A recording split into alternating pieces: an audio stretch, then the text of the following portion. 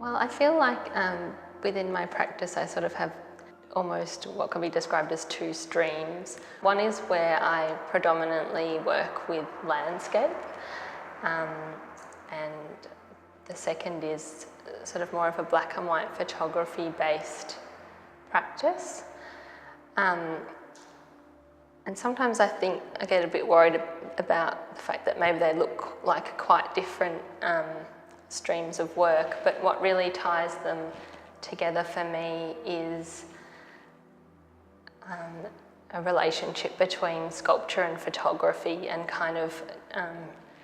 trying to wrestle with the kind of intersection between the two. I was actually trained in sculpture, so my approach to photography is maybe a little bit more of to do with the materiality of the photograph, the materiality of the image, and that's why I kind of think about putting the photographs in space as objects. So this work I have on at Bus is a project that I did in Paris when I was there on a residency with OSCO, and of course I went to visit the Louvre Museum because that's what you do when you're in Paris. And I was sort of wandering through this part of the museum in the Egyptian section, and was really struck by the presentation of a lot of the works. They had little mirrors placed behind them or below them in these sort of like really niche kind of strategic positions that had been kind of thought out differently for each object. And I just found it really curious amongst all of the really institutional kind of vitrines, and in this setting of a beautiful palace, that someone went to this effort of hand-cutting mirror to kind of reveal all sides of an object that you couldn't ordinarily observe. And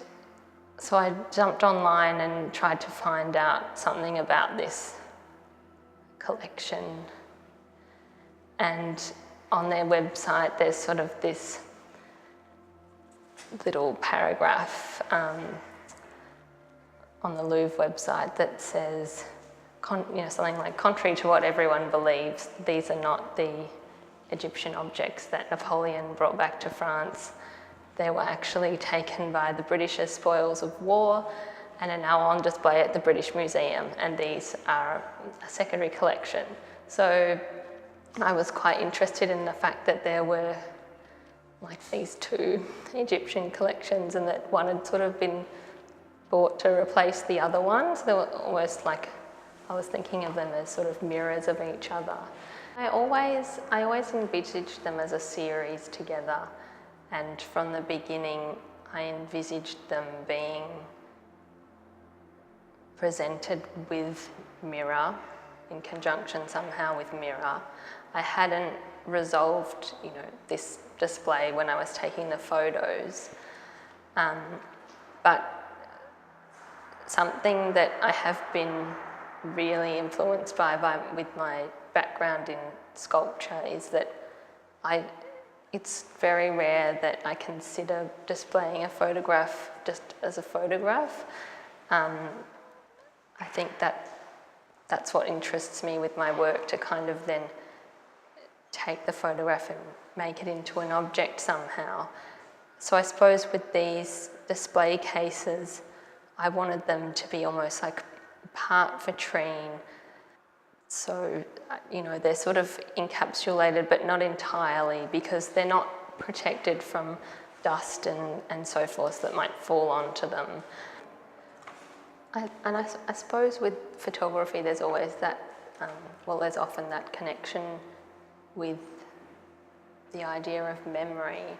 I'm not sure if it's something that I specifically think about. I think my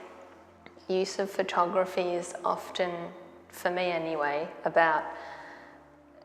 another tool for observing something. So to look at something through the lens of a camera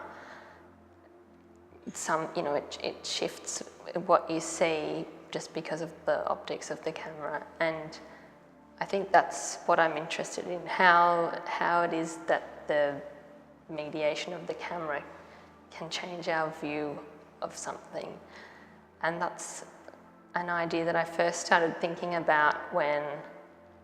I first started photographing my artwork in art school, as you do, and just finding a real transformation between what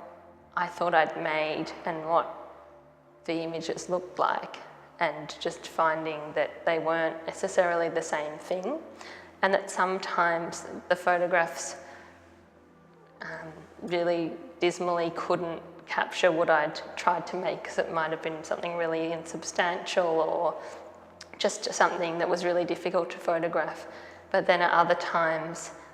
the photograph was better than the work, which was something I found really interesting, that that maybe something I'd tried to do with the work hadn't succeeded, but the photograph had been able to capture it. And through that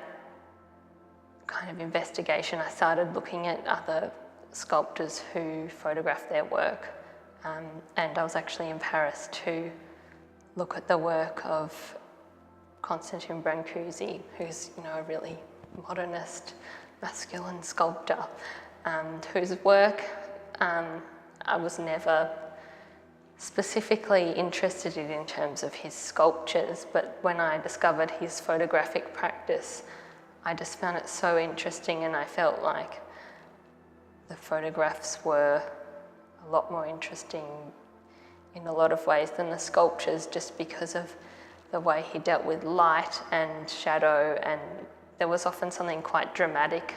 about the photographs, or they were really kind of technically awful but really amazing in the way that they were able to then evoke something else about his work through a sense of movement, or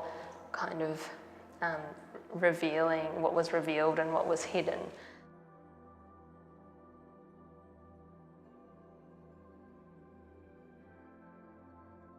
I suppose I can't really escape the nostalgia of film, but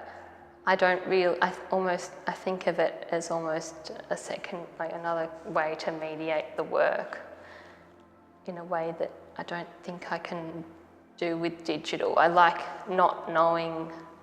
what I've taken a photograph of at the time, because with digital, obviously you can just take as many as you want and just refine that image, but I like the way that film allows the camera to surprise me about what it's taken. Rather than taking the photographs in a way where I know exactly what I want and I just have to technically work out how to get it, I kind of go armed with the technology and potentially not very high levels of photographic knowledge skills, and go armed with what I have and let the photographs happen as,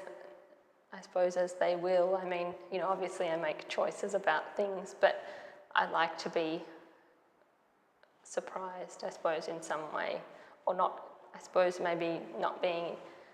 100% in control of something in the way that you can be with digital technology.